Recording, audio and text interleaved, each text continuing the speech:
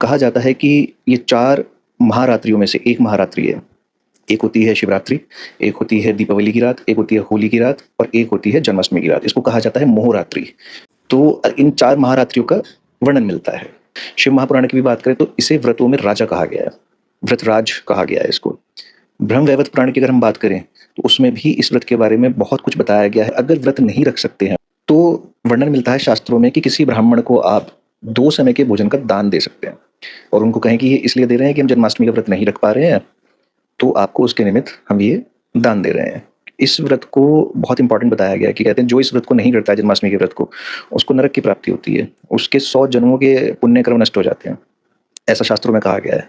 16 तारीख को व्रत रखा जाएगा सूर्योदय से और 17 तारीख के सूर्योदय के बाद व्रत का पारण होगा। उसके बीच में कुछ लोग इसको निर्जला भी रखते हैं, क्योंकि 20 करोड़ एकादशी का अगर पुण्य प्राप्ति की बात कही गई है, तो कठोर बनाना या रखना अपनी सामर्थ्य के अनुसार लोग करते हैं। कि जिन लोगों की सामर्थ्य नहीं है, तो वो अपना दूध फल ले सकते हैं।